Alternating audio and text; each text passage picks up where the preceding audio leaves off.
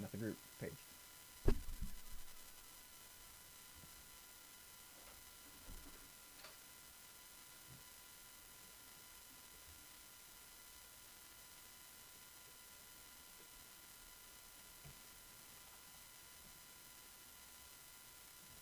Grab this, yeah. Yep.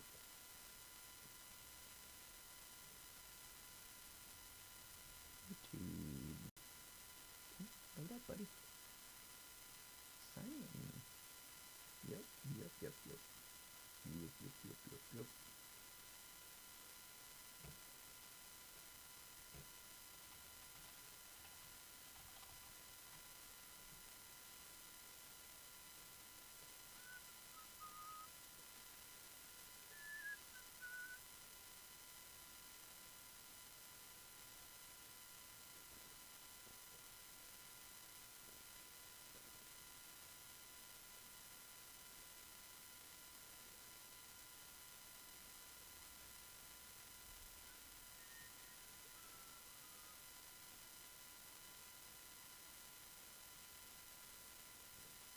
Grab that.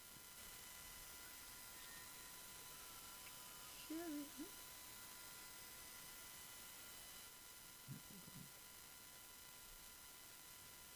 Copy.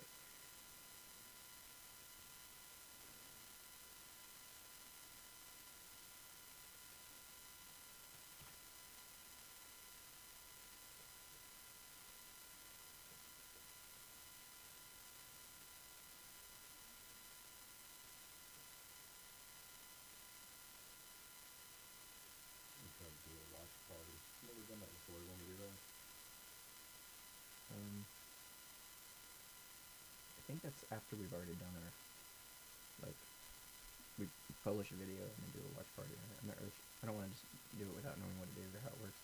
Okay. I don't have no idea.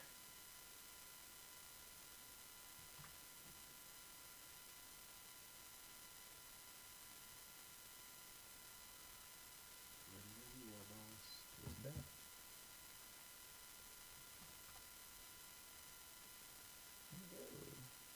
Apply. Yeah.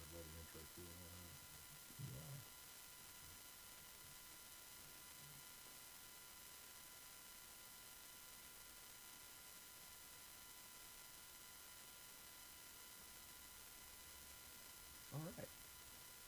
And my soul's lost.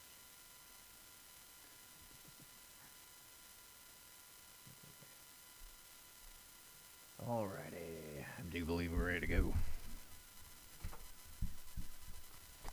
it says start a watch party. I'll do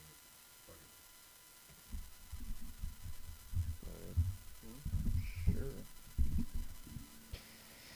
If it breaks the internet, it's your fault. Alrighty, guys. Gotcha. Text messaging when the live show starts, but that's okay. It's all right. So check this out. We're welcome back to the brief update episode of the Unframe of Mind show. We're not really having an uncomfortable conversation without a condom right now. We're just giving you a quick update on what's going on. So apparently the conversations we've been having, my mic is not on. Yeah. Apparently the conversations we've been having have been uncomfortable because they've been pulled. You'll find out here in a minute. Yeah, in just a minute. You're listening to the Unframe of Mind show, the place to have the most mind-stretching, unprotected, intellectual intercourse of your life. Your hosts battle the forces of evil by lobbing fiery balls of truth, reason, and evidence over safe room walls. Alrighty, and welcome back. Welcome back, homie. It's been a while. Yeah, I'm your host, Daniel Wagner. Co-host, Anthony Trewick. And we're here to have a little fun for a minute. Just a quick update about our Wednesday show coming up next week. We're finally going to be getting back on the Wednesday live shows. That's every Wednesday at 7 p.m. Central. For those of you who are just joining us and haven't participated in those just yet, we'd be glad to have you guys along to comment and to give us hell and everything else. Yep. We're changing up the show format just a little bit. You know, basically kind of the same show as we've had before, but just changing up a few things and see if we can't make it more interesting and make it more in tune with what's actually going on with you guys in terms of, say, relationships, in terms of social issues.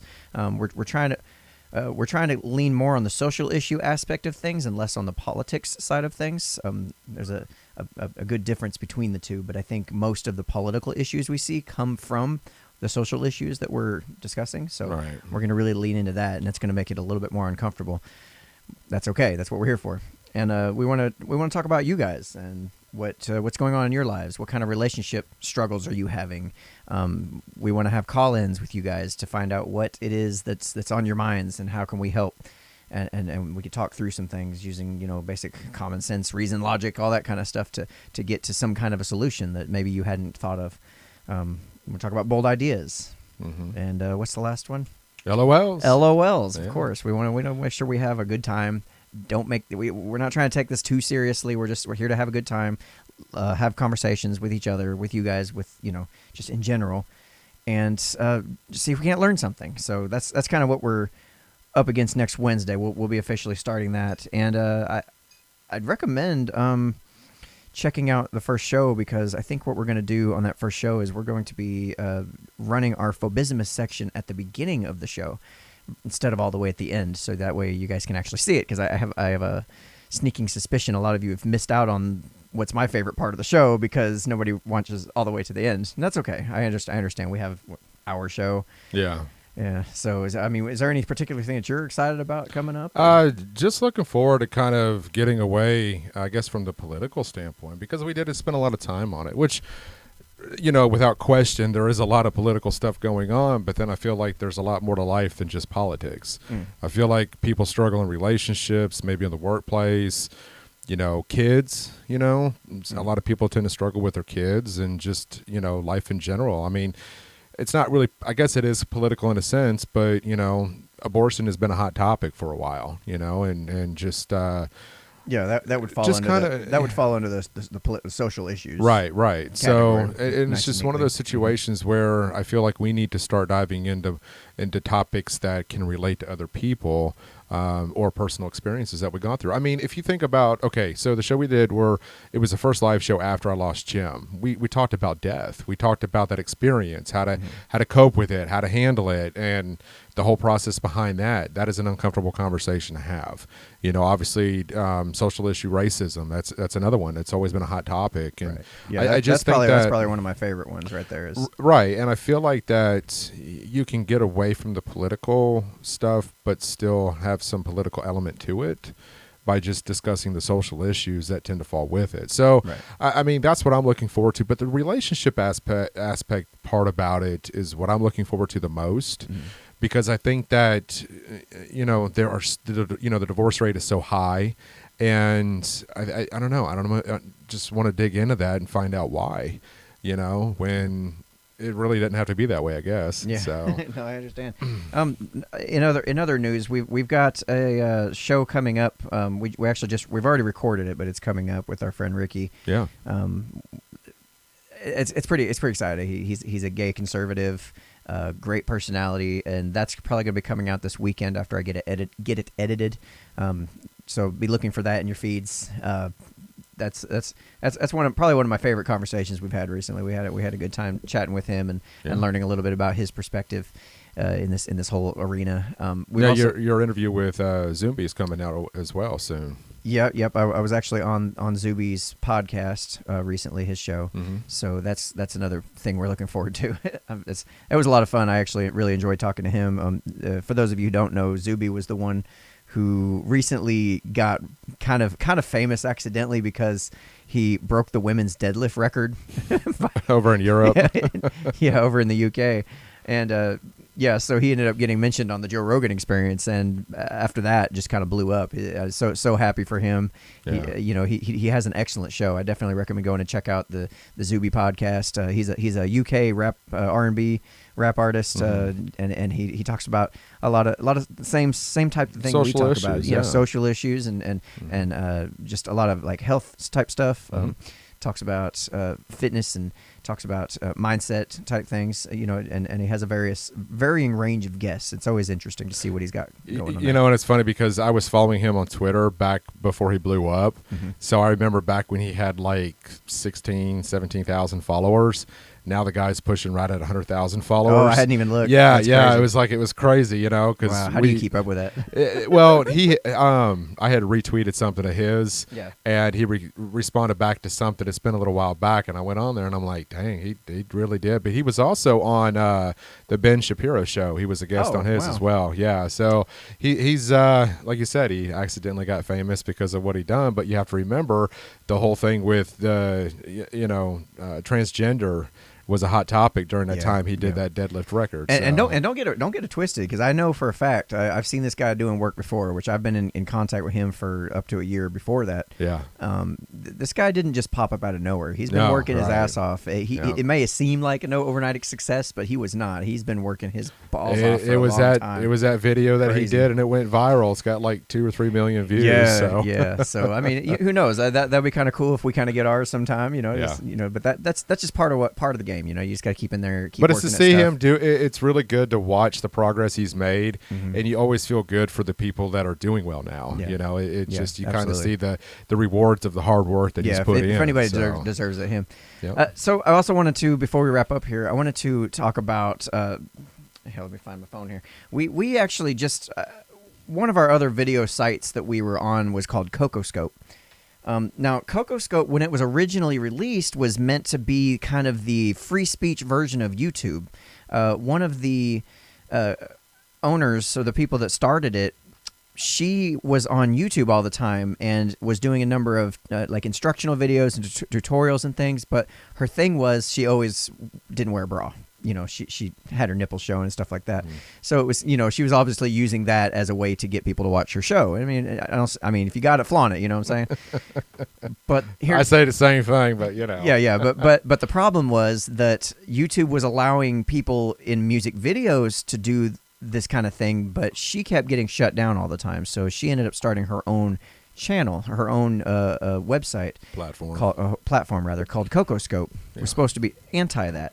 Well, the other day I get into my and which we've been doing pretty well over there as well. Right, yeah, we've been getting a pretty decent amount of views on that particular platform, and I get into my my feed the other day, and I noticed that we've only got like 6 videos up. How many were uploaded? Oh gosh, almost our whole collection. Which is well over 150. Yeah. Just damn near our whole collection was uploaded there. And now, mind you, 150 plus videos were on CocoScope just maybe 2 weeks ago. Yeah, right? But last time I checked, it was yeah. So I go on there and I email them. I said, listen, I had a whole bunch of videos uploaded on the platform, and now they're gone. Any idea what could have happened? They emailed me back, and this is I did not know this, but it kind of breaks my heart. And here's why. This is what they said. They said, hello, Unframe of Mind. All videos tagged quote-unquote political were removed from CocoScope on July 14th, 2019. If you had videos that were in this category, they have been deleted. A message was placed in the dashboard to inform creators, quote, due to the restrictions of our payment providers, we are removing all political content from CocoScope, regardless of view or orientation. Otherwise, all creators on CocoScope face the risk of losing their ability to make money should we lose our payment provider. Damn. Sold out to corporate America. I don't think it's that. I think what they're trying to do was trying to protect the vast majority of their providers. Right. What's messed up is they kind of went against their original vision for what the website was supposed to be, and they let a bunch of people. Basically, the payment providers are threatening to pull their ability to provide payments. If they don't comply with what their demands were. But don't you think that's kind of silencing people like us? It absolutely is. It absolutely is, and it's silencing everybody in this case. So what went from a free speech platform ended up becoming regulated a no speech platform. Yeah. Now I don't know if that means we can still post our videos up there, but we just don't tag the specific category. But the least they could have done was say, hey, send us an email and say, hey, by the way, we're getting ready to not allow any of these videos. We could have went back and changed them. Any video marked political is going to be removed. They could have just taken off the political marking on their own. Or we could have had the opportunity within a allotted amount of time to go back and fix them, correct them, retitle them, rather than losing. Oh my God, that's 140 something videos. Yeah, that was a lot, and that was a lot of work for me to do because I had to go in individually, and I mean, it wasn't a terrible amount of work per video, but I had to go. It is amount. It is. It's not per video. It wasn't a lot of work. But it's a lot. Each individual video was easy, but I understand what you're saying. 140 of them was a lot. But it's the time and effort that we've put in to put out these videos, the content, right, and to give people the chance to hear a different point of view and perspective. We take time out of our days to do this show to give people a different thought process on the political spectrum, and all that's been wiped out. Yeah. So this is. I mean, how do you? How do you even tab here? So yeah, I've now got 1, 2, 3, 4, 5, 6, 7 videos on there. One of which is our recruiting for the raid video that I posted on there, which has already got 119 views. That's cool. And but the point is, that's when I found out it was gone. So we've got the stuff about crypto, growing up in the fatherless home, and the spiritual stuff. But basically, anything that was marked political is completely wiped out without warning. Really, I didn't receive an email over this. And that's what I'm talking about. They have my email info. They had the opportunity to go in and at least go to the content creators to make the necessary changes they needed to make in order to prevent that from happening. Because now we've lost everything on there. Yep. So I'm gonna have to go back on there and re-upload every damn thing, or just kind of give up, because if they're willing to bow down to some payment providers, I'd be willing to bet most of the people that were on this channel would be okay with waiting around for another form of payment, like a blockchain method where it's decentralized and nobody can touch it. Well, you had to know at some point this was going to start happening to us. We've seen it happen to bigger people and bigger networks, and and as this show has grown, you can't hide forever. I mean, that's just the reality of it. Right. So now it's like, okay, well, what do we do here? I mean, how do we, I hate to do this, or not really hate to do this, but what about if people wanted to fund the show to help us with the bigger platform? I mean, what are your thoughts on that? To keep situations like this from happening, because without what do you mean? Well, just without the donations or support financially from individuals, they can't shut us down. You know what I'm saying? I mean, if we have I get what you're saying. There are some platforms that are coming up that'll support stuff like that. It's just a matter of getting people over to those channels. There's just not a lot of people watching them yet because they're still watching YouTube. And if YouTube decides they don't want you on there, you ain't on there. Well, I mean, but the thing is, we could. That is one thing that could help out a lot, especially as we move toward a blockchainified internet, if you will. You're gonna see a blockchain version of YouTube come up, I'm sure, where people can donate in micropayments. Like, I know a lot of podcasts nowadays are asking if you can just donate $5 a month, which is not a lot, but I mean, when you listen and watch and consume 20, 30 different content creators, that can, you kind of got to pick and choose. And I mean, I can think of a ton of different content creators that would rank way above us. I mean, we do a pretty good show, I feel, but I know that there's a lot of people out there that have a much bigger following and can, probably more deserving of the $5. But the place for us would be in a future where people can do micro donations.